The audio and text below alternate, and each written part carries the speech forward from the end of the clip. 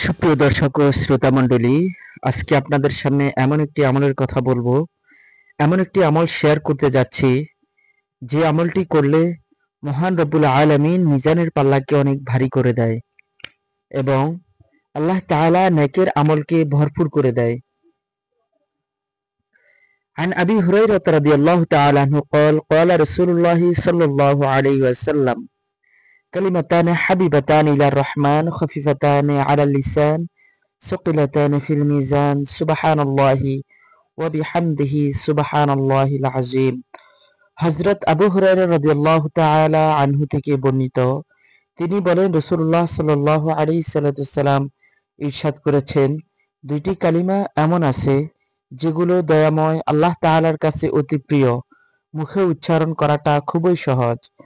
এই দুইটি কালিমা দাড়িপাল্লা অর্থাৎ মিজানের পাল্লাকে ভারী করে দেয়।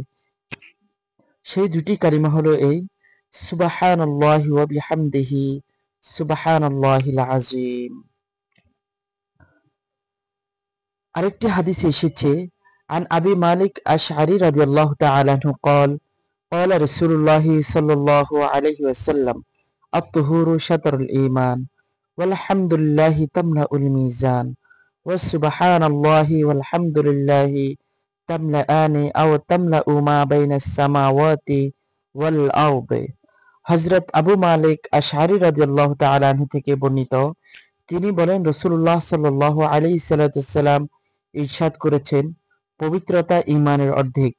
আলহামদুলিল্লাহ মিজানের পাল্লাকে পূর্ণ করে দেয়। আলহামদুলিল্লাহ শব্দটি মিজানের পাল্লাকে পূর্ণ করে দেয়।